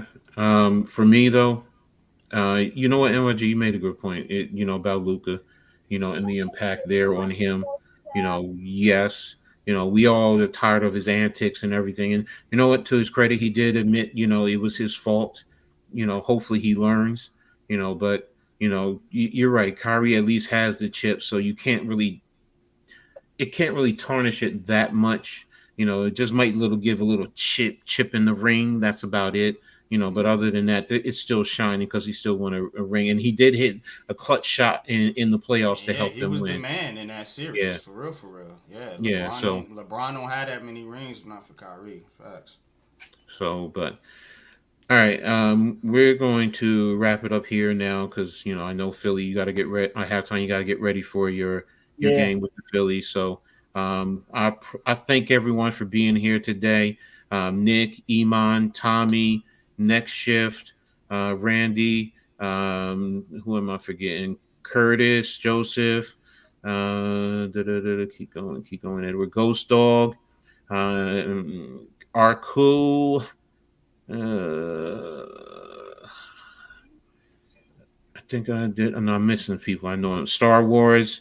You were here. I know Coach was here from East Coast.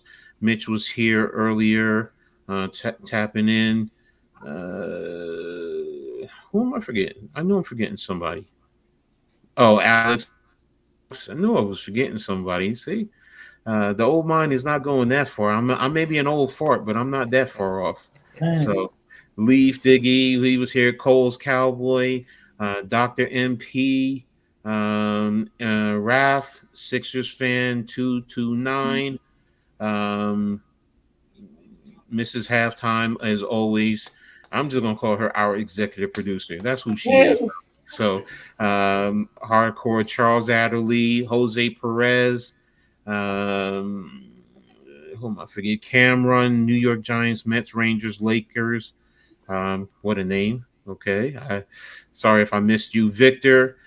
Thank you all for being here and being in the chat. To all of you who are just watching, I saw you. The roughly 40 of you who were here. Every week, you guys, really are here supporting us, and halftime and I really appreciate it, and we're going to continue to work hard. I forgot Daniel Berry. I do apologize. He was here too. But we're going to continue to work hard and trying to grow this thing. If you haven't already done so, all the information is in the description there. You can definitely, pull it up, or it's in the chat. Subscribe to all of us if you haven't already done so. Make sure you hit the notification and share on all social media platforms. Again, thank you all. We really appreciate you all. And we look forward to bringing you another episode of the Halftime Coach and Adjustment Show. Make sure you guys go ahead once we're done. Jump over to Philly halftime as he streams the Phillies game. Show him some love, so he can continue to grow, because he does a great job with broadcasting baseball, just as a baseball fan. So I can attest to it. So it's enjoyable just sitting there watching and listening to him.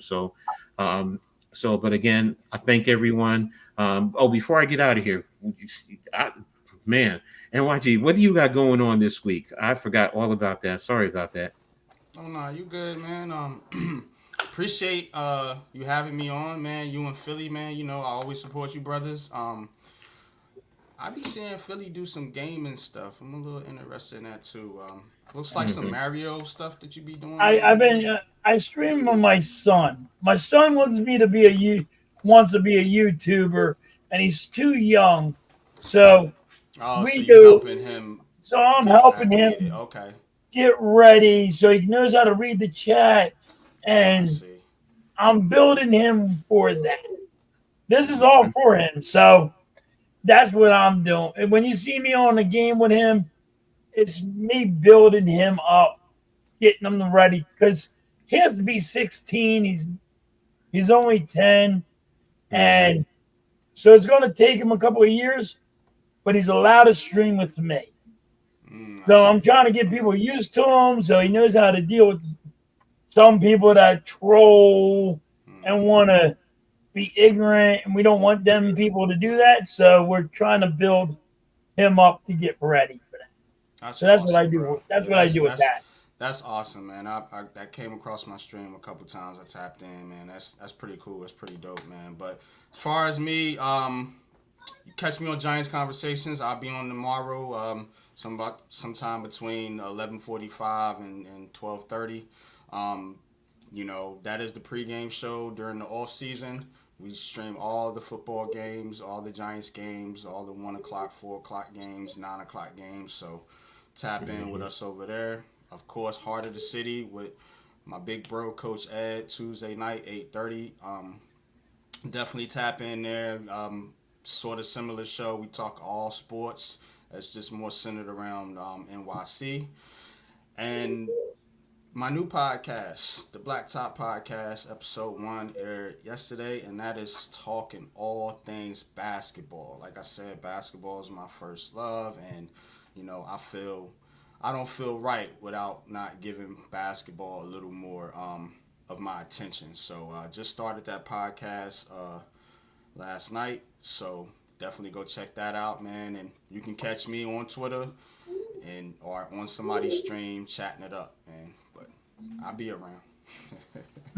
Thank you, man. I appreciate that. What about you, halftime? What do you got going on this week? I got I got the Phillies game tonight. Then I got another stream.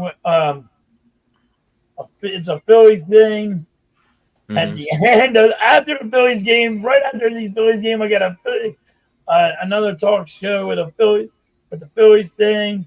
and then I'm streaming on Sunday the Phillies game, but then I'm gonna be gaming with Junior, getting him prepared for what he wants to do for his lifetime. He Okay. wants to be a YouTuber. I don't know. Like It's not that, cracked man. You up as it gotta wants to embrace be. it. Yeah, it's like that, man. You gotta embrace it, man. Hey, I love seeing that, man. Philly, man. Shout just out to you, really. man. Just as a dad, man, I love seeing that, man. Mm-hmm. It's great, bro. It's just good quality time, man. That's what it Like is. good So, bonding time. It's a Father's Day is mm-hmm. tomorrow, so Facts. bond with And the happy kids. Father's Day to all you fathers out there, you two Absolutely. brothers, and everyone out there. So, and for me, if you guys are wanting to know, yeah, I'm going to be with NYG tomorrow with Giants Conversation. I'm also streaming the UFL Championship game at 4 o'clock tomorrow. So, Birmingham versus San Antonio to close out the spring summer football season.